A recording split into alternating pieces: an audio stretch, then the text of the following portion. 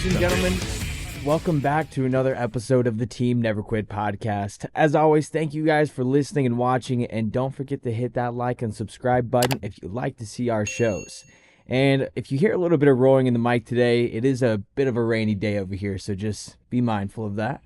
But before we kick it off with our special guest... I feel as our technical advisor that you might be able to do something about that. I'll do my best. You know what I'm talking about? I mean, we pay this kid now, right? Rain, do not hit metal roof.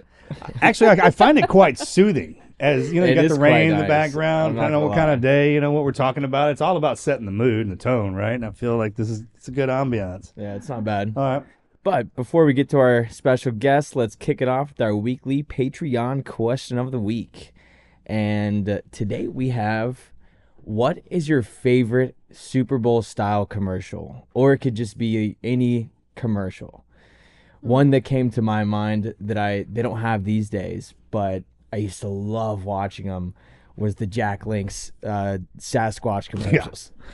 Yeah, some of those are good. Oh, they always some of them cracked aren't, me up. but some of them are. They always would get me.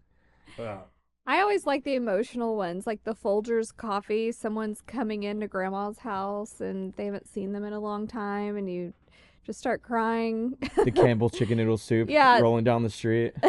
Those are always, the tearjerkers are always my favorite. How about you, brother? I like the self-aware ones. Like they did one this year where, because Usher was performing at the halftime show, and there's some thing where he's in his same getup that he's going to be wearing during the show, and he's at a restaurant, and Christopher Walken looks at him and he's like, "Aren't you supposed to be somewhere right now?" He's like, "Yeah, you're right." And he walks out. That's funny. I do, yeah, I remember that one. Those are was good. The last commercial that I've seen that I just got, like, what the commercial was good, was actually with the Kansas City Chiefs. It's an insurance commercial when they're in the locker room, and it says, he's doing like a count, and he goes, that's not right. He's like, yeah, you combine them, right? Or you bundle them. I think the commercial was like bundle them. You bundle them. Yeah, you bundle it. Like 2 and 2 or whatever. And he's like, yeah, they are if you bundle them. And the reaction of the guys in the locker room when that guy started fanning him and he was passing out, like you learned something that was so phenomenal that even the toughest among us freak out. I kind of felt that one. I thought that was hilarious. I thought they did a great job on that one. And then the one commercial that gets me no matter what is that Coca-Cola jingle with that polar bear. Oh, yeah. I don't know if that's during a Christmas time or anything with a jingle. Yeah, with that happy jingle, man, always catches my attention. I get that liberty, liberty, liberty that stuck in my head. I can't even tell you what liberty is. I can't. No, but I'm talking about a cool jingle. Well, jingles get me. They get stuck in my head. All right. Well, that's a good answer. All right, brother. Thanks again for doing this, man. Yeah, thanks for having me. I really appreciate it. It's an honor to be here. You bet, man. So give us some backstory on who you are, where you came from, and what you've got going on. Yeah, so it's funny, sometimes I struggle with a succinct way to categorize what I do because I really try my best to be a bit of a chameleon at times. Like I operate in a lot of different spaces, but primarily in visual media. That's kind of my background. So I typically introduce myself first as a filmmaker and a photographer as well. But increasingly, I've also been doing some more work that kind of overlaps with more of like the journalism type space. I've wound up doing some writing and some other things as well. So I kind of try to keep that category broad at times. But I think the best way to kind of introduce myself and what I'm doing is really to kind of go back and start talking a little bit about like my backstory, my personal history. Yeah. Where are you from? Which I'm from Wyoming. That's where I grew up. And I basically had, a number of experiences when I was younger that kind of set me on a life path, and I think are very directly related to the themes of your guys' podcasts, and it's a lot of the reason why I wanted to come on and chat with you. I basically, to kind of kick things off, my dad had a lot of mental health challenges when I was growing up, and he had undiagnosed bipolar disorder. And that led to a number of suicide attempts when I was starting about when I was 8 years old. And for any, I guess I maybe should have started off by saying, if any of your listeners are sensitive to that subject, that's something that I tend to talk about quite a bit as a part of my story, and it's very related to the work that I'm doing. So just something to be mindful of as the conversation Oh, goes. we need to hear it. Yeah. I look, I got buddies that are doing that, and I know of people who have had it happen in their family. So Yeah, that's why you're here. Don't hold back on that. Yeah. I appreciate it. And yeah, I know I figured having listened to a lot of your guys' show that, that's kind of part of Oh, what if you're people here, bro, expect, I you think, got coming something to this say, too. Yeah. which means we need to hear it. So anyway, my dad started, he had his first suicide attempt when I was about 8 years old. And then he had a period for about 5 years where he was having a suicide attempt every year. And then by the time I was 12 years old, he had his fatal attempt. And so there was sort of a lot of, obvious turmoil within our household, like during those years. And it was a very challenging time. And so, Like, what are we talking about for people who are going through this? And not to interrupt you, but a lot of times when we talk about this, people don't understand what bipolar means. Like, what is that like when you're living in the house? Is it like, okay, every time that door opens up, someone's afraid? Like, you're afraid of who's coming through the door? I mean, a lot of us grow up in these households that are like this, but there wasn't a name for it. Like, but the scenario and the feeling that comes with it is. Yeah, absolutely. So I think, the most literal interpretation of the word is, between two polar opposites, right? So you're having these dramatic swings between one extreme and the other. And on one end of that spectrum, you have sort of like the depressive, more down quality. And then on the opposite side, you have mania. So hyperactivity, lots of energy, feeling like you're the king of the world.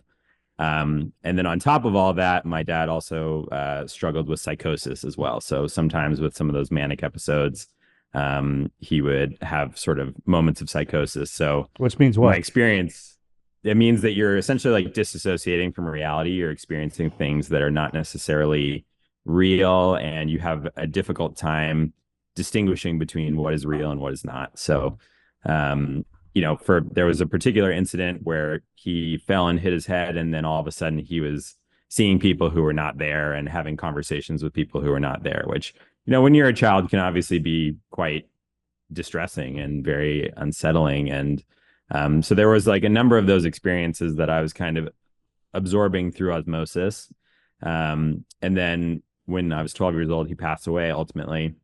And that really kind of set me on a life path, which, we can talk about in more detail, but it got me really interested in topics around mental health. And I pretty much got started right away volunteering in mental health space and becoming sort of an advocate for suicide prevention and things like that. And I really attribute a lot of that to a particular mentor that I had in high school. I was very, very lucky to work with. So I was a bit of a nerd in high school. I was in the speech and debate team, and my coach on the debate team, he was also a suicide loss survivor. He had lost his partner, his wife, to suicide.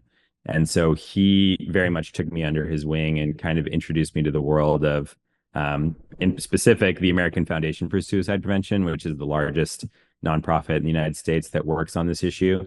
And he brought me to some of the meetings and started getting me sort of accustomed to the language of talking about it and teaching me about this idea of, harnessing your loss and really using it as a way to kind of like bring good into the world and try to help other people with your experience. So that was sort of the foundation of what led to a very long and meandering journey for me that kind of led me to where I am now. But they do that really, those life journeys, bro. They freaking do that. Whatever that is on the outside of the map that you got to go get.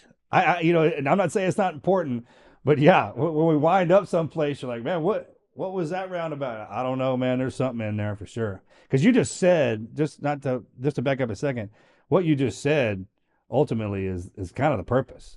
It's like, hey, learn from what you did, take the good out of that, and put it back down of those that you're teaching and they're around you. Yeah, and I think that's something that I felt really fortunate about, is that it was this event that was obviously very tragic, but it really has given me a sense of purpose from a very early age. And that's something that I've never really struggled with. I was somebody as a young person who kind of knew more or less what I wanted to do. Obviously, it takes some twists and turns, but I think, I never related to my peers who were going to college and weren't sure about how they wanted to spend their lives, or were kind of looking for whatever that thing is that gives them meaning. I feel like I've kind of always had that somewhere inside me directly as a result of that experience. And you know what a blessing that is? Mhm. Oh, I know it. You Yeah. know that there are complete religions dedicated to the fact of finding a purpose. Yeah. Hmm. If you, some people are born with vision, some people are born with their purpose. I mean, that is a gift, straight up. Mhm. And you know that when you run across somebody who has it, and you can see somebody who doesn't, and you can tell that there are differences in human beings for sure, and that's absolutely one of them. I have a question about your childhood. When your dad was having these annual uh, attempts, and you knew that he was struggling with this as a child, and your mom knew it as a wife, is it something that as a family y'all talked about, that okay, dad is probably going to kill himself? I mean, was that something that you mentally prepared for, since there were so many attempts? Yeah, absolutely. So to get into it a little bit, after his first attempt, he did leave a note. And it was a very complicated process. My mom definitely, and she'll probably be listening to this show as well. She really did everything she could to kind of insulate me from the most graphic parts of that experience Yeah, and okay, try right. to make Real sure. fast. Not to interrupt you, but Yeah. always, since we're talking about your mom, I'm a big thing proponent. I'm a mama's boy. Always, we're gonna give her a shout out right now. Yeah. Oh Mom, yeah. we love you. Call her on Sundays. Yeah. Straight gate to heaven is check in with Ma. Make sure that woman checks in for you, bro, and you're good. So Well yeah, said. we're just I didn't mean to interrupt you again, man, but just a Yeah. side note from Mom, we do that. No, and she deserves it very much so. And I think it's related to what I'm about to talk about, which is, she really bent over backwards to try to give me as much of a normal childhood as she could, despite, all the chaos that was going on. And what that meant was, you know, because after my dad's first attempt, he was in the hospital for something like 3 or 4 months, recovering from that attempt, which meant that my mom was having to divide her time. And he was out of state when he made his attempt. So, it meant that my mom had to leave the state, for weeks at a time to go and spend time with him in the hospital Oh yeah, while he okay, was check. Yeah, recovering, I see what you're saying. and then also come back Come and back. try That's to, right. be a parent as well, a single parent at this point. And I didn't have any siblings that I grew up with. I have a half sister who's older who had moved out of the house by that point. But that was a tremendous effort on my mom's part to kind of try to maintain some sense of normalcy for me while also dealing with the situation. But to get back to your question, after my dad's first attempt, he had left a pretty detailed note. And my mom, sort of sat me down and shared with me, your dad's okay, but there's this thing that's happened. And I think that you need to understand sort of what was going on. And to the best of my ability as an 8-year-old to really comprehend this, she read me the note and she tried to talk me through the way that she understood, his illness and what was happening. So I was aware of it in pretty stark terms, like from the beginning. And I think, as the years went on and we realized that this was not just a one-time incident, there was continued conversation and kind of processing it in stages that was going on year over year. So by the time that he did ultimately pass away, it was something that I think I had been preparing for and something I had been processing in those pieces. But to jump ahead a little bit, there obviously is a toll that comes with that as well, and that's something that as an adult I've had to learn a little bit more about, how to grapple with and really kind of acknowledge that despite everything. Despite us doing our best to manage through that situation, there are obviously some lingering impacts from having gone through that as a kid that I still am reckoning with as an adult. Yeah. Well, I mean, anyone would have a hard time with that, but it is nice that your mom was open with you and shared with you that he was struggling and that you understood that, because a lot of kids would internalize that and think, is it me? Or, what is, you never know what the kid is going to assume, why he's trying to do this, why your Yeah. dad's trying to You know what leave. that is? That lingering thing you're talking about. You can look at it as a bad thing, or you can look at it as that's your label sign reminding you to go in the opposite in that direction. Mm-hmm. It's like an indicator light. It is, man. So when you try and block it out, it's tough. But like if you start to say, okay, well, obviously it keeps getting stuck in there for a reason, right? And if I'm on and think of the good path, like how am I going to make them better? If I had to be the one that took that, and then you pick your cross up and you carry it, that's what you're supposed to do. Like when you get hit, if you're born into it early or if you run into it in life, if you don't have anybody around you that tells you that you're supposed to be doing that, I mean, you did it by your mother, obviously. You said that was part of that. strong. That's the same thing you were saying, right? Like, hey, you got to take you got to take this for a reason, and this is the reason. So now you're a role model. So now you got to learn how to give it back, which is tough. Was he on medication? He was, yeah, and that's kind of a complicated piece of the story as well, is because he was essentially misprescribed Prozac, which you're not supposed to be given if you're a bipolar person. And so there's, no one knows for sure what exactly the cause of it. And I think, the more I've learned about suicide, the more that you learn that you're not supposed to really point the finger at a single cause either. But we do know with certainty that, SSRIs, when they are not prescribed properly with somebody who is bipolar in particular, it can actually, for at least a limited period of time, increase suicidal behavior, especially without proper monitoring and things like that. So, I wasn't around and I wasn't nearly as knowledgeable about this as I am now. So, there's I don't want to talk about things that I wasn't, I can't verify with certainty. Sure. But, no, I get you.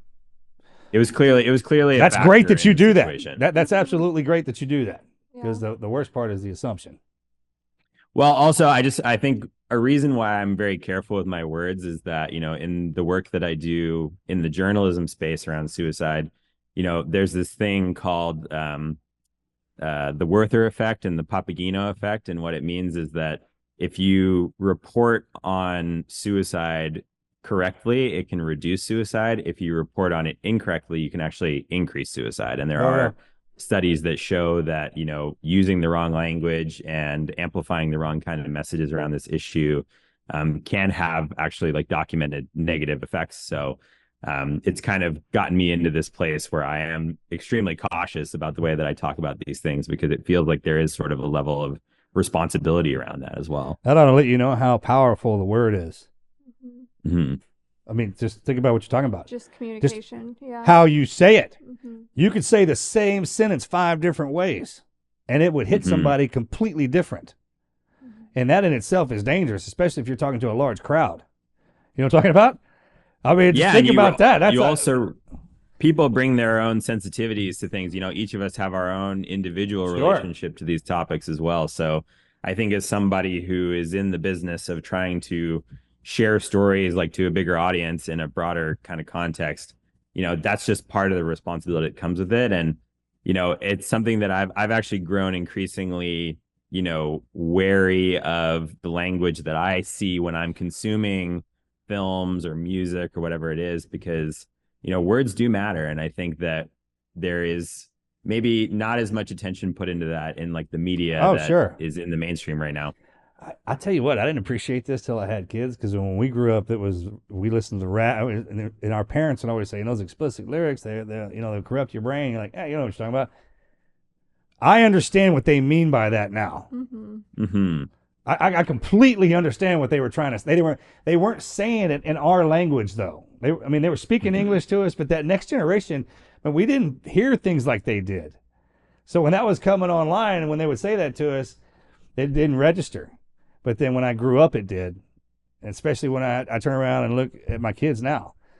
And I think about that too when I try to explain stuff to them. I'm like, okay, hold on, I can't explain this like I was talking to my buddy who's my same age and has been through war with me and through everything in between, see death all the way up to from the pits of hell all the way up to the gates of heaven, man. And I'm going to try to explain something you got to think about that. I think that might be one of the reasons why the patient-doctor confidentiality is so close. Because in some of these situations that we talk about, man, it needs to be one-on-one, so no one misinterprets.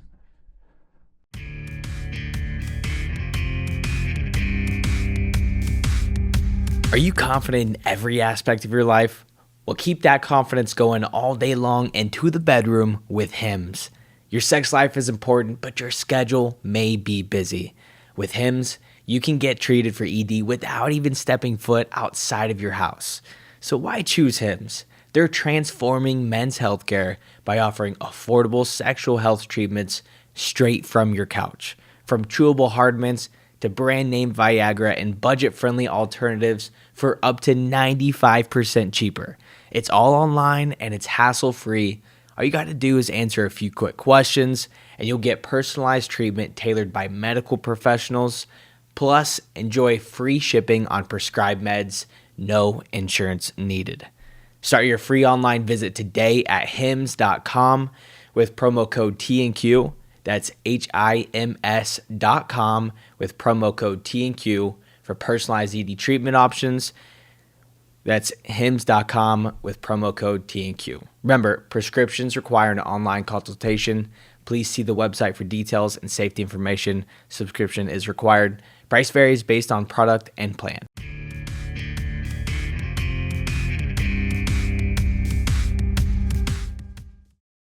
Yeah, absolutely. And I think, it's all about like what language do we normalize and what are kind of the things that people start to assume Oh, yeah, that's a good point. about themselves, Yeah, based good on point. what they're hearing in the popular culture. And again, so another part of the work that I do is I do peer support for people who have lost somebody to suicide in, groups and also in one-on-one through some various nonprofits. And when you start to talk to people who are in these very sensitive situations, you really hear stories of how they can be negatively affected by the language that they're, hearing, whether it's they go to a movie and they see or hear something that really upsets them, or even just in casual conversations, the way that people, very flippantly will say like, oh yeah, I'm having a bad day. Like I don't know. I like there's so many different ways in which we casually talk about suicide in our language, that unless you've had some kind of personal experience with that, and this applies to so many different topics, right? Like any form of trauma, has particular language around it. Even the word, triggering is something that we try to avoid using now because that evokes imagery of a specific thing that might be upsetting to certain people, right? So the more that you kind of spend time in this space, like the more carefully you really do start to think about the words that we're using. And I try to, find ways to hold other people to that standard in my immediate peer group as well, without being too much of a downer or, trying to annoy people too much. But you know how I hard think that it's is? important to let people know. You know how damn difficult it is to do what you just described? Yeah. Because it changes daily and with the person you're around. Well, how do you find the fine balance between being sensitive to someone, but also the world is big, and at some point there has to be some sort of desensitizing, like of certain words. So how do you find that balance of, I don't know, like the use of words? I mean, have you thought about that? A little bit, yeah. I think it's tough. I think there's how we model it for other people, right? You kind of want to lead by example there a little bit. Amen. And I think the other way is just to really have one-on-one conversations with people. Like I don't know that there's really a better way to do it than that. And if each of us can encourage one other person to, model slightly better behavior, then we're going to live in a better world. And I think that's another part of the work that, whenever you're working in mental health, like I learned from my mentor in high school that, making a difference to one person is good enough. It's like, obviously we all aspire to make tremendous change and, do things that impact, huge portions of the world. But in reality, it's like one step at a time. You kind of have to eat that elephant one bite at a time. And I think it really is one-on-one conversations with people where you can start to chip away at that. You know how you do that? So, a human. You put a human into that variable spot. And what I mean by that is if you have somebody who went through some trauma, don't worry. We got somebody else who's been through worse. Put them together. Put them together and let them complain to each other and see what happens. Just by being next to a stronger human, you will become stronger. It's like it's an instinct. It's a mechanism that's stitched inside of us. That's why it's so important for some people to go through some scenarios like you, and then also have the will to be able to carry that forward. Because you wouldn't be able to if you based your trauma only off yourself, then everything that you went through would be the most horrible situation ever. And then you know as well as I do. I heard you say this earlier. People are like, don't say that because it's upsetting. And people will be like, well, so what if I upset them? And I was like, well, that's not what we're talking about. Like, I don't really care if we get upset. They do that. The problem is you know as well as I do, when you get upset, you can't talk to them. You can't talk to me. You can't. Exactly. They won't hear it. That's what we're talking about. So it's almost as if, depending on what they've been through, is how delicate you got to ease in there with them. And a lot of people, especially if they get put on something like with the medication. I mean, if you got somebody who's trying to come off meds and they're going through withdrawals, and then you got somebody who's never been through that talking to them, you want to talk about getting upset. Because there's some stuff down here that you just never gotten a hold of a human. Like, they would naturally not get a hold of a human. We've invented stuff that does. And so it's hard to explain that. That's why you got to have somebody with you, man. That's the only way I made it, was my friends. They were like, oh, yeah, I've been through that one. It sucked. Mm-hmm. Yeah, and again, it's like you have to understand that people have different lived experiences than you do. And in fact, there's a chance that, like you're saying right now, they might have more experience with something than you do. And so they're not going to be in a headspace where they're going to want to take advice from you, right? So I think a really practical kind of thing that I do that can be helpful in this kind of thing is, instead of saying like, don't say that, that's upsetting. I kind of just ask them, I'm like, hey, are you open to a suggestion on, like another way to say that? Yeah, that's good. And kind of ask their permission, because then they're getting the choice as to whether or not, because if they're not in the mood to take a recommendation or a suggestion, they'll let you know. And there's no point in giving them that suggestion. Because they're right. I heard once that people really don't take unsolicited advice. And I tend to feel that that's true a lot of the time. Like if you're, you think about like when your parents told you to do something when you really weren't in the mood to hear, it's like, that's not going to make any difference in your behavior. Right. So I think engaging people and really asking their permission, like, hey, do you mind if I give you a suggestion on that? Or are you open to hearing something about this? Or can I share something with you about this? Just kind of inviting them into the process can be a really helpful way to kind of disarm the situation, It's the best. I always hit them with humor. I'm like, oh, check this out. Have you heard this? Or, hey, have you ever heard of this? Or what do you think about this? Because I heard somebody saying that, like, you remove yourself from the equation so they can't get pissed off at anybody. Because whoever it is you're talking about is not there. So I always, if I want to know someone's opinion, that's exactly how you start. That's brilliant, by the way, that you do that. Because that is an absolute, their conversation is a hard thing. Sure. And because the eyes eat first. So when you walk up on somebody, immediately the way they look, they'll be like, oh, I can't talk to that person. Just because of what they heard or what they thought they've heard. So when you hit them with those kind of, you ask them their opinion, and they'll not only give it to you, they'll tell you a lot more if you just let them talk. Yeah, it's the carrot, not the stick, right? You don't want to browbeat people. You want to try to invite them in and talk about just give them reasons to want to engage in the conversation and also like empower them, make them feel like they're part of it as well, and that it's not just hey, I know so much more than you, listen to me because I have something to say here. It's an egoless thing as well. Correct. Yeah, like what do you think about that? And they'll just go. They will. So on your journey, what are some methods that you've found that's helpful for suicide prevention and just for awareness, and what have you discovered? Wow. Okay. There's a lot to talk about there.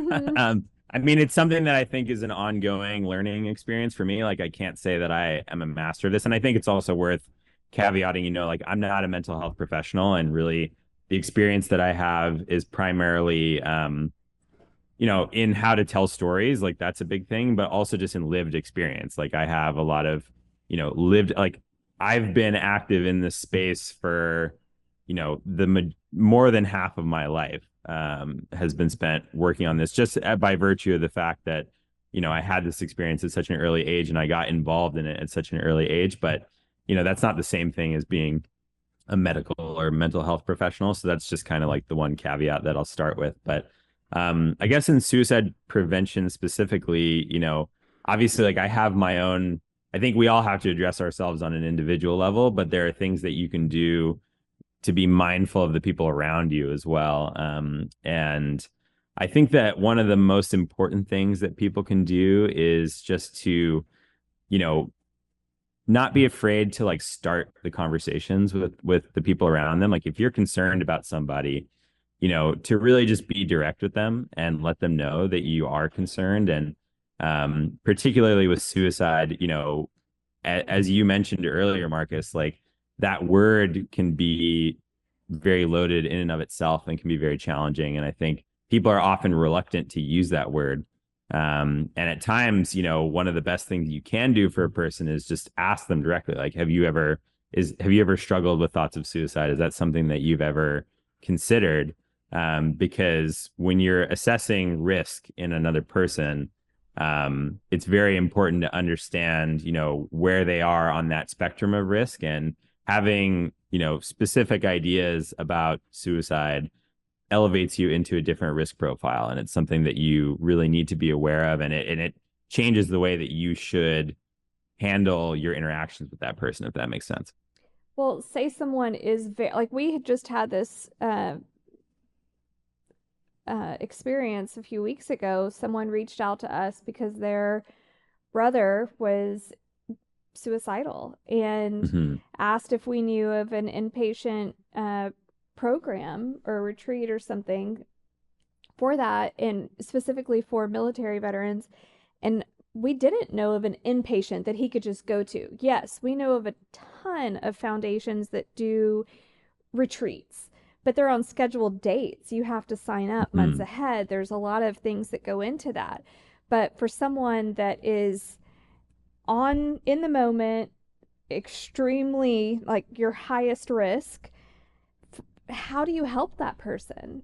Like, what is it that you say? Because he did end up taking his life days later.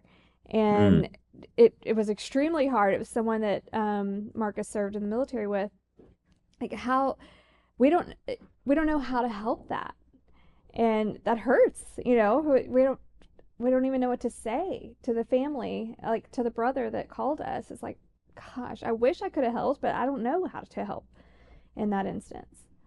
Yeah, it's difficult, and I think it's important to recognize that, like, I can give you practical advice on things that we can do on an individual level, but I think it's also important to recognize when you're out of your depth as well. Like, there are limits to what we can do as non-professionals in this space. And I think that, when you're a professional, what you're lacking when you're dealing with somebody is personal connection and that history, that shared, that shorthand. And that's what we can offer as individuals when we're dealing. And then the flip side of that is that we don't have that professional skill set that a mental health professional does have. So I think there's kind of two sides to that. Like, one is that if you are in over your skis and you don't know what to do or what to say, there are resources out there that are available. And unfortunately, it's difficult to say exactly what those resources are, because it really depends on where you live, like what jurisdiction you're in. And, there's a real patchwork in this country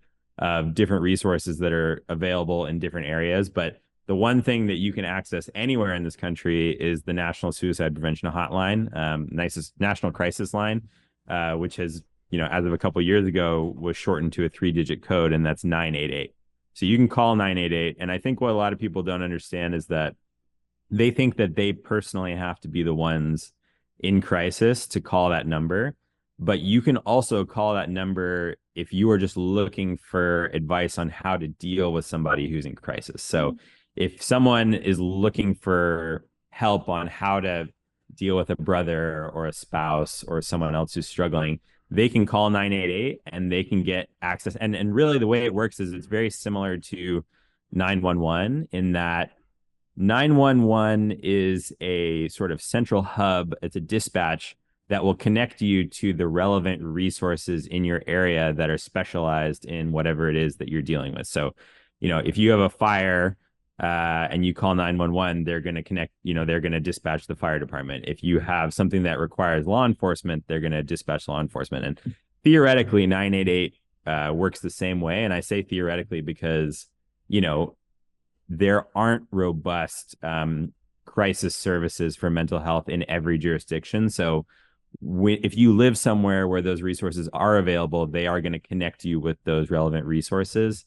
And unfortunately, we're just kind of at a state where in terms of our infrastructure, like nationally, that, you can't guarantee that the same types of resources are going to be available everywhere. So anyway, so I recommend to people to call 988, like if they are in a position where they feel just overwhelmed, like they don't know what to do, they don't know how to help in the situation, because you will get somebody on the other line who is trained in these types of topics and who can also connect you with local resources that might be particularly helpful.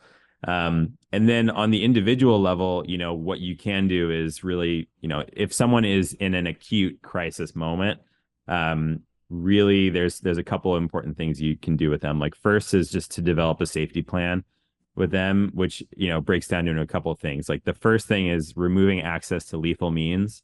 So if that person has access to something that they can use to kill themselves, then you work with them, you collaborate with them to try to remove access to whatever that might be.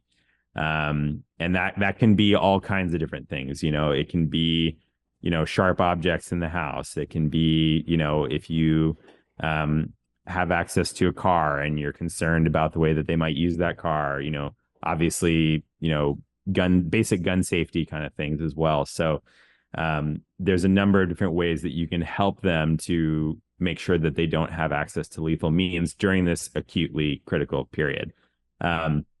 Also making sure that they don't feel that they're alone and that they have, the ability to be with someone or talk with someone kind of at any point during this period. And I think this can be a challenging one because people feel that, say the person who is struggling, does not have a robust network of peers and people who can support them. A lot of the pressure from that can fall on the individual who's concerned to, feel that they always have to be available and always be on guard. And, that can be a real challenge. And I think that's where, trying to access professional mental health resources can be super helpful. But I think that the key is trying to diversify your support as much as possible. That's something that I talk about a lot, whether that's having, a therapist or having a support group if you're struggling with a particular issue, if you're struggling with substances, there are specific resources for that. If you're struggling with grief, there are particular groups for that. And, that can be as simple as just going on Facebook and looking at what's available in your area, or a quick Google search. Like one of the groups that I volunteer with is very localized and is like that, where we just get referrals from various, mental health organizations in the area for folks that are struggling. So again, I think, it's not something that can happen overnight, but generally, if you are concerned about somebody, it's just trying to help them build that support infrastructure, right? And again, if you're struggling on a Monday night and your therapist isn't available until Wednesday and your support group isn't available on Friday, like who are you going to call? You have to have that depth chart, and make sure that you're not putting all that pressure on one type of support, because there's no guarantee that they're always going to be there when you need it. So that's kind of one practical thing that people can do as well. That's good. Well, so when you're talking about people, you're also, we can break that down to friends. Sure. Yeah, it could be anyone, colleagues, that's what I'm talking about. It's like learning how to, I heard somebody said to me one time, like when you go into a situation, don't let the situation affect you. You go in there to affect the situation.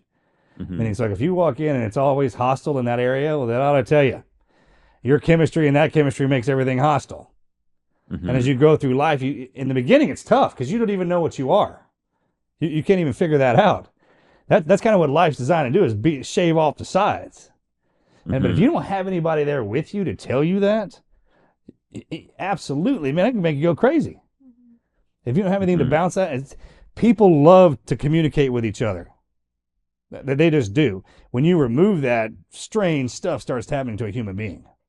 We all know that. We got records of that. Yeah. So one of the big projects that I've been working on, I've kind of got two main projects that I focus on these days. Like the first one is around specifically suicide in the American West, because, I'm from the West, and I learned that the American West has the highest rates of suicide in the country. So I travel around to different areas in states that are disproportionately impacted by suicide and try to go to the counties and the towns where this issue is kind of most prevalent, and just talk to people and get to know them and interview them, try to share their stories with each other. And there's kind of two main themes that I've picked up on in that work. And one of them is hope, the converse being hopelessness, and then the other being social connection or social isolation. Like those are really the two things that kind of repeat the most in these people's stories. And it's like, you need that sense of hope and you need that sense of connection. And it's interesting because, for people living in rural states, living out in the country, a lot of the reason that people seek out those places is because they want that solitude. They want that feeling of peace and quiet. What's that? Sorry? Peace and quiet. Exactly. Yeah. So people go seeking that, and then through the process, that solitude quickly turns into loneliness and isolation. And it's sort of like, on the best of days, having some peace and quiet is a great thing. But on the worst of days, you really want someone who you can talk to. You ever had that happen to you? Like just sitting around like, God, I just need to talk to somebody. I don't even have anything real days ago. Yeah, me too. Just looking around, everyone's gone. So you're just kind of sitting around like, man, I really would like to talk to somebody. And then about what? Who cares? Like just to kind of go back and forth. And that's what I miss the most being in the teams is like we're just always sitting around with each other. So it didn't matter what we were talking about. And then when you get good at that, you learn how to communicate. You learn how to say new words. What words mean the same thing and in different ways you can say it. I mean, that's the best part about it.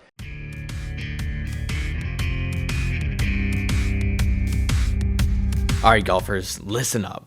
You already know PXG for their top tier golf clubs, but let me tell you about their game-changing apparel line. They've poured in the same dedication to quality and performance into their clothing, and let me tell you, they hit a hole in one. I just got back from a golf trip with the boys. All I packed was my PXG polos, and let me tell you, I was so impressed. They held up perfectly. I looked the best out there. It was no-brainer. The quality is top-notch, the style is timeless yet trend-setting, and the fit is absolutely perfect. You can't go wrong with any of that. These pieces aren't just for the course either. They're designed for peak performance wherever you go, whether I'm teeing off, I'm heading into the office for some meetings, or enjoying a nice night out. PXG has got me covered with any of their apparel.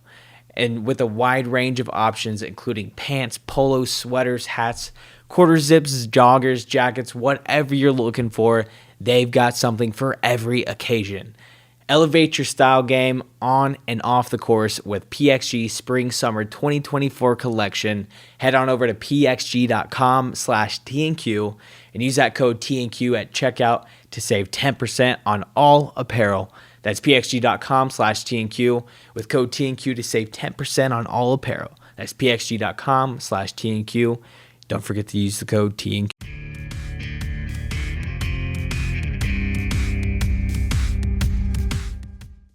What do you think breakdowns the breakdown when you break it down? When you break it down, it's the loss of the social skills and then the hope goes, right? It's not the other way around.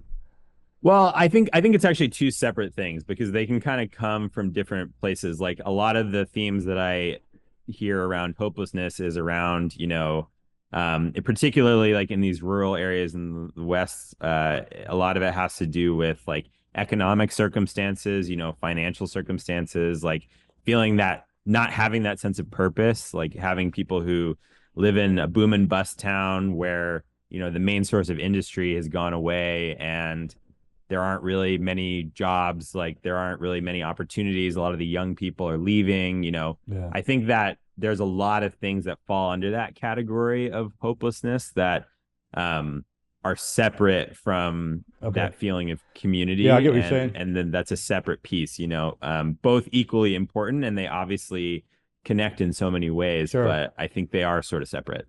Yeah, it's what happens when you put those together, that hopelessness and that other piece, right? Those exactly. Mixing two different drugs. You don't want to do that.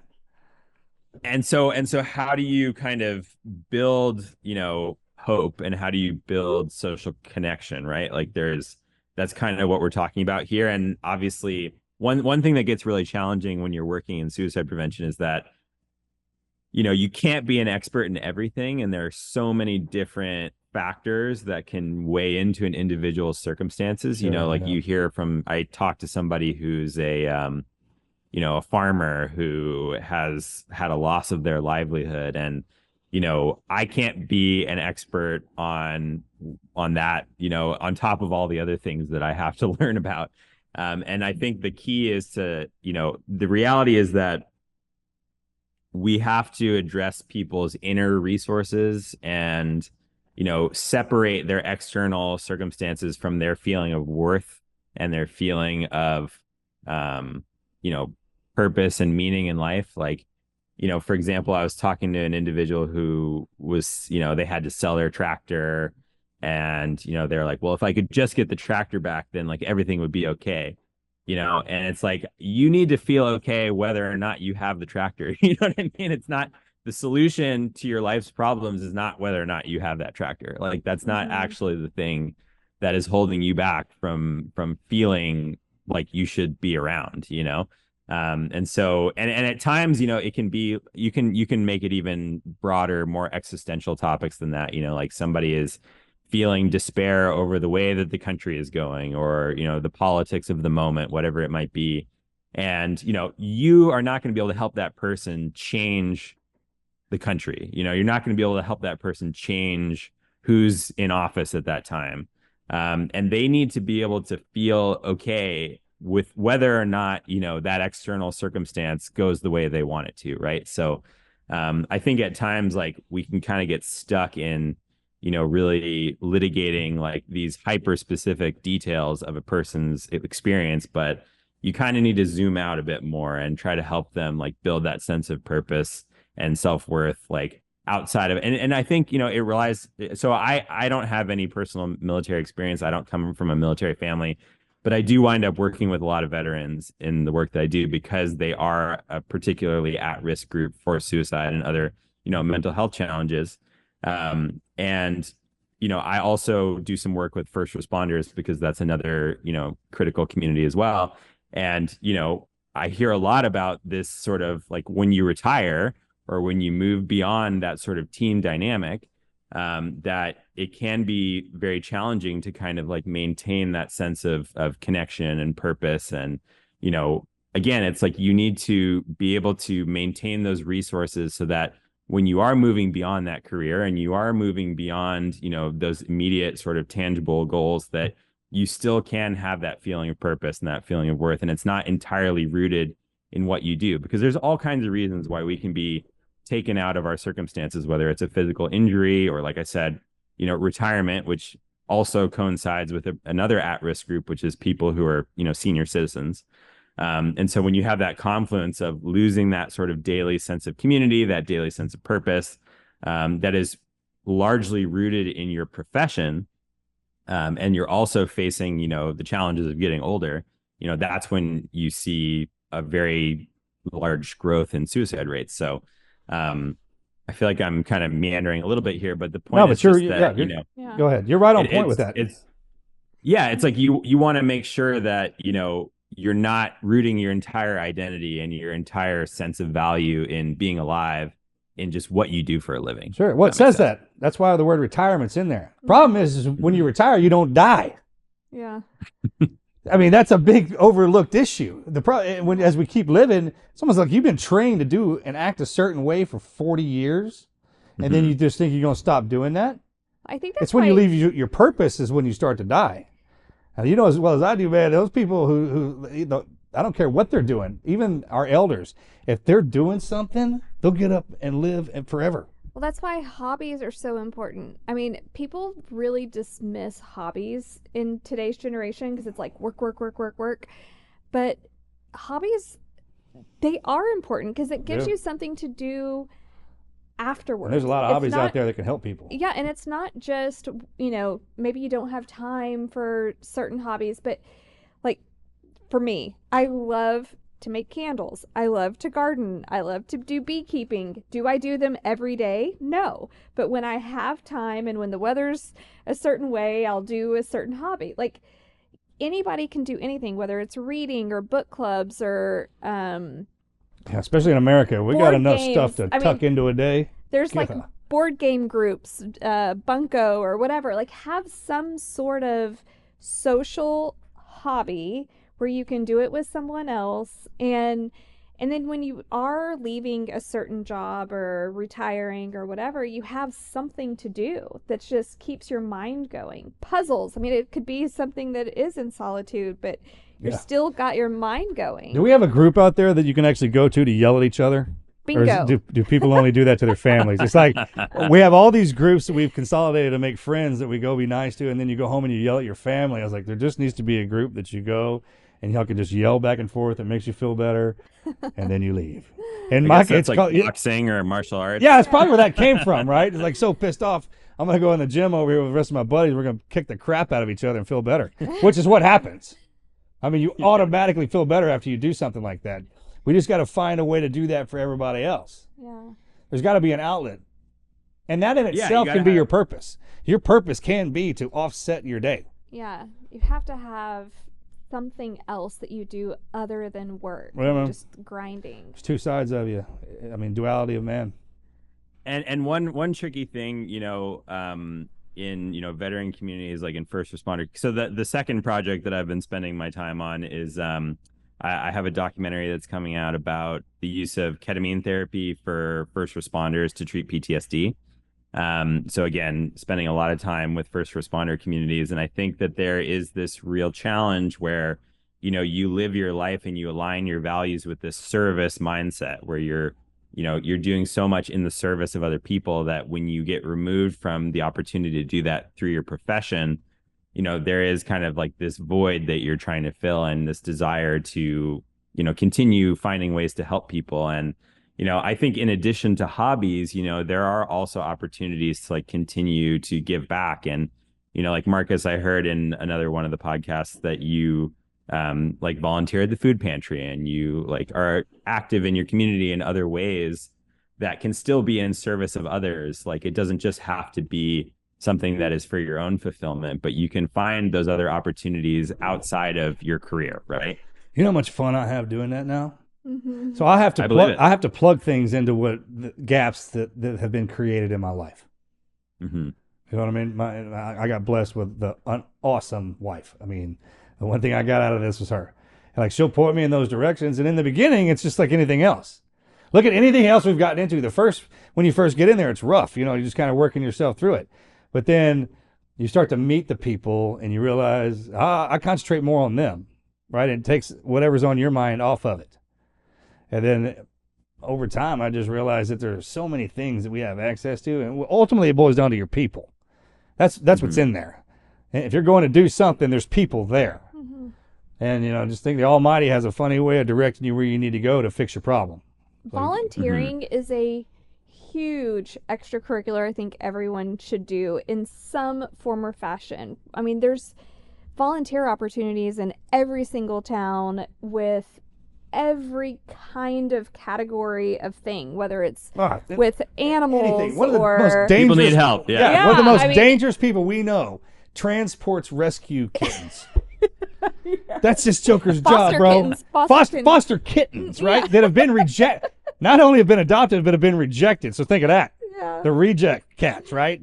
This is one of the baddest dudes I know. And that's what he does. And that's how he gives back. And he loves it. He texts me pictures of it all the time. It's the strangest thing. But whatever. There's something for There's everybody. something about that's calming to him. Yeah. So think about that. If you're an alpha type personality and you kind of got that fire going in you, go do something completely different. That if I ever caught you there doing that, I would think like, what's going on here? What's happening? Mm-hmm. I mean, you can't believe it. That's the funniest part when people see me they actually drive up and see me out there. Like, what on earth are you doing here? I'm like, this is the last place you think you'd find me. Mm-hmm. I love the reaction on people's faces when they see that. And I tell you what, man, it just teaches you more about yourself. I take my kids up there when they're not in school, and you learn so much just by watching people, what they do, how they act. And it's people of all everything. walks of life coming together to serve the community. I mean, it is your highest on the wealth status of the town to the lowest, to everything in between, to your veterans, school teachers, CEOs, all kinds of different dynamic of people coming together to serve the community. And it's a Yeah. beautiful blend of all of these people working together. So, yeah, if I wanted to train, I'd train another kid too. I mean, started working out as a sacker in a supermarket. It's like, okay, so if I wanted to train you to be the ultimate spy, or the ultimate CEO, or the ultimate motivational speaker, first you'd have to learn how to talk.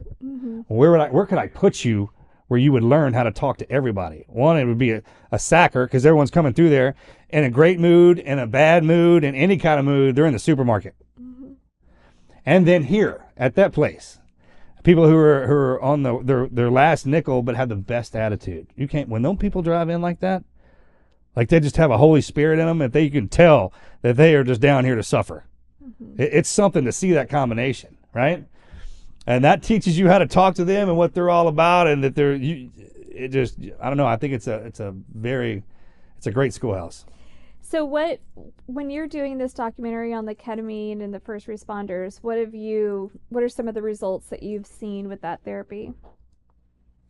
Well, I mean, I think it's been really, so I have to also admit that, I wound up going through, as a result of doing this process, like I also had my own personal experience with ketamine therapy to treat my own PTSD. So I can speak about it in kind of two ways. Like the first is through my own personal journey with it, and then also through the observation of, seeing other people going through it who are more in that first responder community. And I guess to start on the latter point, because that's what led me to, the process for myself was, we wound up working with a particular clinic in Idaho that the practitioner there specializes in, he works with like SEAL Future Foundation and vets and a number of different organizations that specialize in,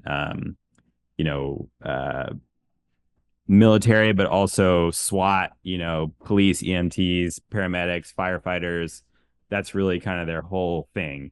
And that was super interesting to me, because I feel like when you hear about psychedelic therapy, like the first and most obvious options for us were like, go to the San Francisco Bay Area and work with a ketamine clinic there. And, I think the population of people who really can stand to benefit from these therapies the most, like, are in those same Western states that I was mentioning that have these really high suicide rates, but there are a lot of sort of like cultural and political values that might be an obstacle to people accessing some of these compounds, right? So that was part of the sort of thought process in wanting to work with them in particular. But, and kind of like what you were saying, Marcus, it's like, you've got these guys who have these really hard exteriors, and when you get them in a clinic, working with some of these compounds, like it's really remarkable to see, the vulnerability that happens. And I think that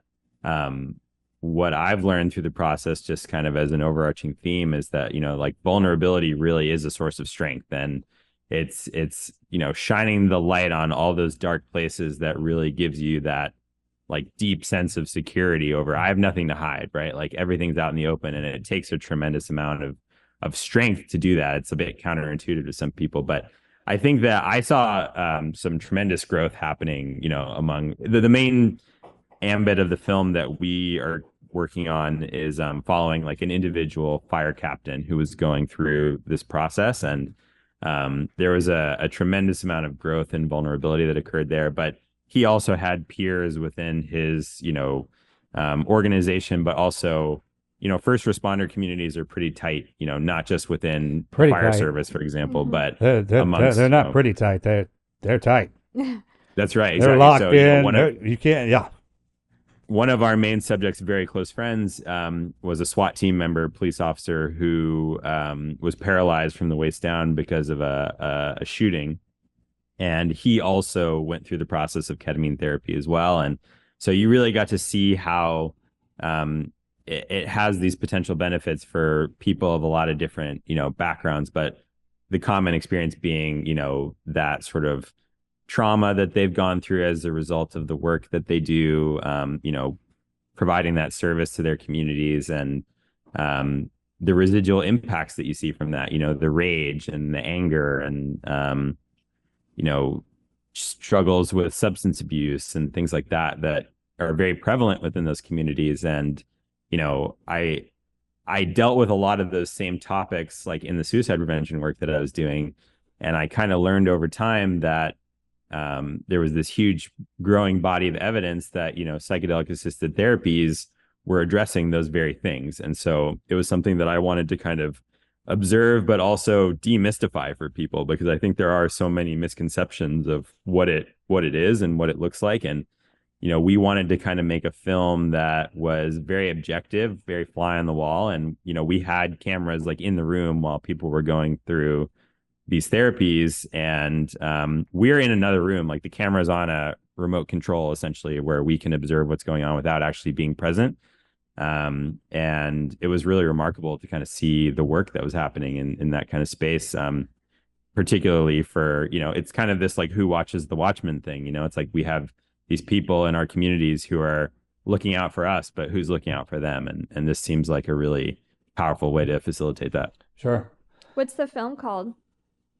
It's called An Act of Service. So again, it's like that concept of service that we've been talking about in various ways. I think it's very central to, the mission behind the individuals who dedicate their careers to this kind of lifestyle. But there's also this lesson that's in our film where, our subject learned that he also had to be able to serve himself, that he had to be willing to like put himself first in order to be able to heal, and that it wasn't, going to cut it just to always be focused on other people, because, there is kind of a residual impact that occurs when you neglect your own wellness for a long time because you're so laser focused on serving a team or serving, the people within your community that you're working with. Sure. Yeah. So that psychedelic word scares a lot of people. I always, the way I heard it, the best way I explained was your psyche got dealt a lick. All right. So, I mean, that thing got freaking hit. Just like we have anti-inflammatory, like if your body gets hit, I got a vitamin for that. Mm-hmm. The earth produces stuff for that. Same way if you get into your gut, anything like that. Like with the mushrooms and stuff, the psych, we have stuff for the psyche as well. I hate the word psychedelic. Yeah, I do too. Yeah. But there is stuff designed as if what you're doing is basically showing a medical procedure that should be in a hospital. Mm-hmm. Like with brain surgery, normally there'd be doctors in there. Like when they have to physically touch your brain. Mm-hmm. Now there's other ways to get in there. And just like the alcohol, like if you have something bad happens to you and you start masking it with alcohol, well, that's one tunnel. But it leads to a dead end. This stuff actually backs you out. And then if you happen to get a hold of it right after you get your ass kicked, it really gets a hold of you. Mm-hmm. But we never knew about that. Whenever that happened, whenever they separated all that stuff from humanity, back in the dark, I don't know when it happened. But it did. I mean, the stuff has been here before us. I mean, all this stuff grows here that we're talking about for the medical research. So, I mean, I don't know when that got separated, but you can tell it's kind of slowly working its way back in. Well, as a very conservative Christian, I never in a million years touch something called a psychedelic, because to me, that is a drug. To me, a drug is something you would get addicted to, something you do as a form of euphoria or to not have control of your mind or whatever. I would never do that. I don't drink. I don't do any of that kind of stuff. I have no interest. But when I was introduced to psychedelic medicine and I saw how it was helping so many people, I couldn't keep my blinders on. I started doing the research and seeing how it was changing lives.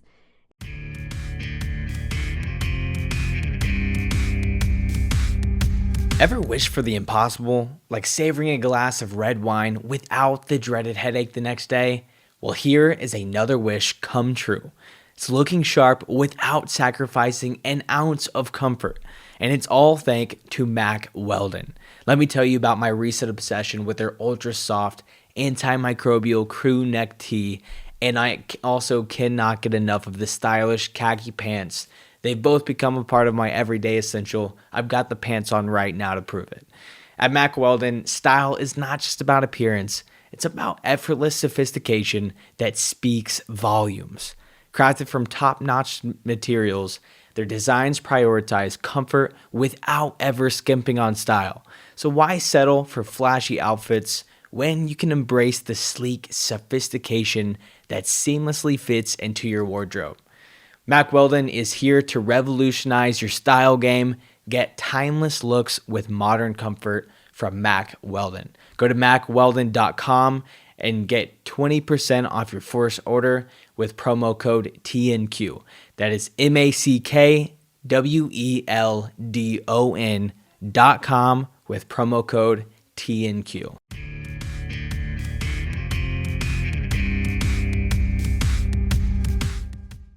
And then, I mean, we did it as a family, and I could not be more grateful for psychedelic medicine. I did it myself. I mean, there's some And- infomercials that sell crap that doesn't work, and then people buy it all day long, and then there's stuff that does, and we just. But I did it one time. I'll never do it again. So to me, that's not a drug. If it's not something that, if you use it as a medicine to heal a certain part of your mind, a certain trauma or whatever it is, and you are healing from that, that is not a drug. It should not be classified as that. And we really, as a society, need to change how we think about these medicines, because they aren't euphoric drugs. Yeah, because they got some stuff out there Yeah, that put humans on. they're freaking crazy. They can actually heal people.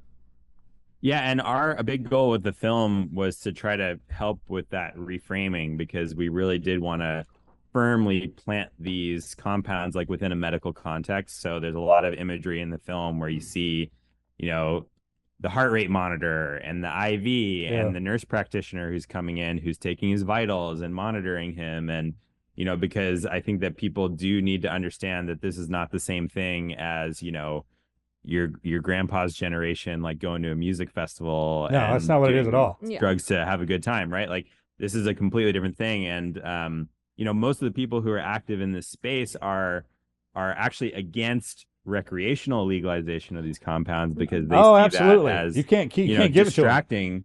Yeah, it's taking away from the opportunities of people who are using these compounds like in very legitimate medical ways for people who really need them. Mm-hmm. And so that's been a very important part of the messaging around this, that, I think for a long time the media has really been unhelpful. And we actually, it's interesting the way that we wound up using ketamine as like the compound in our film, because I was learning about psychedelics more broadly. I was very interested in, a lot of different applications that are out there. But we were very committed to showing, above board legal processes. And that essentially limits you to two things. Like, one is either clinical trials. And then, by the way, we started this film a couple of years ago, so obviously the landscape has changed a little bit in the last few years. But at the time that we started, it was basically get access to a clinical trial, or ketamine is really the one psychedelic compound. And it's not even a classical psychedelic; it's sort of psychedelic adjacent, but it's within accessible reach to most people in most states, as long as it's in a clinical context. Yeah. And it's being administered by a medical professional. Oh, yeah. You're going to have to stay hard on the doctors about this one. Yeah, and ketamine should not be, in my opinion, I'm not a doctor, but in my personal opinion, because I've seen people abuse it, it should not be something that is sent home with someone. This should be administered in a clinic. It's one of those ones I feel like the government should keep a hold of. Yes, and I say that for all of anything classified as a psychedelic. Should we legalize it and have it available at a freaking smoke shop around the corner? No, absolutely not. But should we be able to go to a clinic and have it received as a medical procedure? Absolutely. Instead of people having to go to Mexico or Jamaica or Canada or whatever, we should not have to leave our country to get healing from trauma when it could be available at a doctor's office. So I definitely think that there should, and we've actually advocated for this in DC, that it should be reclassified, but it needs to be in a clinical setting. Legalization, absolutely not. Reclassification, yes, to a clinical setting. He's a baby. We should definitely baby step it. Yeah. Yeah, I firmly agree. And I think, one of the kind of in between areas there is that you want to make sure that it has like a scheduling that Yeah. allows it to get the research that it needs to Yeah. be used in the best possible way. But yeah, I mean, I think that the most important thing is that, I'm not advocating for, and I'm very careful in the language that I use, again, language, about, it's psychedelic assisted psychotherapy, not just psychedelic medicine, Right. even Yeah, because check. it's the presence of a trained psychotherapist that really elevates the opportunity to, integrate what you've learned. It's one thing to go off and just have a self-guided experience. It's another thing to have Yeah. a mental health professional there with you Yeah. while you're undergoing this experience to really maximize the benefits of Yeah, what because it you're going to is. want to talk. That's what's happening. It's Exactly. opened up that space in your brain where you start thinking about stuff. Not only that, you can talk about it. You'll want to, and then there's Mhm. someone there you can talk with, and You have to have a coach yeah. going into it and coming out of it, an integrative coach that Again, that's knows what people are about that. for. Yeah. That's why they're down here. That's what we do. Take care of each other. Yeah. There's somebody designed for it. Yeah, and I think the way I try to explain it to people is that, there's so much raw data that comes out of an experience, a psychedelic medicine experience, that it's kind of like drinking from a fire hose. It's really difficult to process everything that you learned on Sure. your own. Like it really is necessary to have somebody who's trained in these things who can help you to kind of draw conclusions and kind of create that executive summary of all of those things that you experience and help you figure out a way not only to recognize what you've learned, but how does that apply to these chronic struggles that you've been experiencing, and how can you find ways to sort of interpret those lessons and improve upon these more day-to-day issues that you're experiencing. And I think that's a very important part of it too. Yeah, for sure. When does it come out, your film? So it's coming out tomorrow on the Nice. New York Times Yeah. OpDocs platform. And then it'll be, so you have to be you get a certain number of free articles per month that you can access the film that way. But on May 1st, because May is Mental Health Awareness Month, so for May 1st, it'll be released on their YouTube page, which means that you can access it for free, so you don't have to be a Oh, subscriber. okay, check. On the New York Times what? It's the New York Times opinion. It's called OpDocs. It's sort of a curated group of short documentaries that they do each year, and it includes a lot of, they do, I think, 2 every month.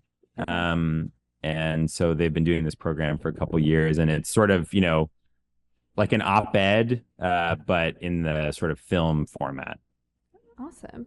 Well, congratulations on that. Yeah, good job, man. Thank you very much. Yeah, it's been a labor of love. We've been working on this for over 2 years, like I said, and we're also developing it into a feature documentary as well, that will kind of be able to dive into the issue a little more in depth and explore some of those other members of those first responder communities, like the police officers and the EMTs, and kind of broaden out the scope of it a bit too. Well, I've noticed a lot with our guys too. Once they go through the therapy, not only does it clear you up, it does clear you up, but it also teaches you how to explain to other people so they don't have to go through the medicine. Mm-hmm. It's one of those deals when you really take time on yourself and think about what it's done to you, and you open up and you talk about it, and then you'll run into people who are experiencing something that you had been through, and now you have the vocabulary to explain it. And when you do, man, all it takes is somebody saying one thing to you, and you immediately can feel that. There are some things that can get explained to you that completely change your life. And you can just tell by the way they look in their eyes, man. I mean, when somebody sees something for the first time that they've never seen before, or they thought existed but they weren't for sure, that kind of thing. And that's a lot of times that's, when it opens up those pathways, it gives you opportunities to experience that. Yeah, after my own experience with ketamine, I certainly recognize that in my peer group, like the way that people. So I think one of the big takeaways for me was that I gained an incredible degree of self-awareness. It didn't change all my problems overnight per se, but it did make me incredibly self-aware and able to articulate what I was experiencing in a completely new way. And I think in my first conversations with the people who are close to me in my life, they were very shocked by how much clarity I had on my own situation, what makes me tick the way I tick, what parts of my personal trauma history are informing, things from when I was 10 years old that are still impacting the way that I behave today. And I think it's really helpful, if you are in a situation where you are reactive to certain things, if there are certain things that make you upset very easily or quick to anger, to be able to recognize why that's happening in the moment is such a powerful thing. And to also be able to recognize the thing that's causing me to get angry right now actually has nothing to do with the situation that's in front of me. And it's not the fault of the person who I might be interacting with right now. It has to do with this thing that happened 20 years ago that has nothing to do with them. And just the ability to recognize that in the moment, I think really transforms, the way that you can kind of react and just the way that you feel about your own emotional state. Like you can forgive yourself kind of in real time for feeling certain feelings that you might have just, spiraled into that negative, downward thought process before of, getting angry about being angry or feeling ashamed about, speaking negatively to someone in a way that you regret later or whatever it might be. So that was one of the biggest sort of learnings of because that ketamine eats at for me. people. That eats at people. And a lot of times it's not Totally. even their fault. I mean, people can get into it. Humanity, man. Dude, you can get into some situations that you can't even Yep. freaking control. And just by your nature, you'll get mad at yourself for being mad. And that is a horrible place to be, especially if you have a spouse. Right? Because you got to take it out on somebody. It's a weird feeling when you've done that to yourself. So you got to take it out somewhere. I get that. And it doesn't absorb real easy, that particular situation. So there are environments that you get put in down here that for no other reason, I guess, than to learn that very lesson that you just taught. If you can somehow, some way visualize the things that upset you and see them when they present themselves, and you can feel yourself getting mad. You can feel yourself welling up. If you can swallow that back down and hold it, you graduate past that. Yeah, and there's a reason that you have, really high rates of divorce within a lot of these communities. It's like that the ability to regulate and understand, the way that you react to people who you're close to, whether it's your spouse or, your friends or, and this is all part of this same pattern of behavior. It's like you slowly alienate the people around you. Yeah. Then that leads to that issue of feeling socially isolated and not having people to talk to you, and leads to increased suicide rates, right? So again, the reason that for me, I go back to that experience that I had as a kid, that, I feel this tremendous sense of purpose because all these different things that I'm doing in my work and that I'm addressing are all connected, right? Like there is a very holistic integration of these concepts that, psychedelics are certainly an important part of that. Like to me, they can be a very powerful catalyst for starting to unwind this very complicated web, that is really weighing down like so many of our veterans and and active duty as well, and first responders, and really like that support infrastructure that keeps our country afloat. If we can start to chip away at that and kind of restore people's sense of, of purpose, but also self-worth and just building those social connections, I think that we can really start to, address some of these issues of, high rates of substance abuse, high rates of divorce, high rates of suicide, that are particularly acute, in the parts of the country where I'm from. Well, hell, our generation got put on those things.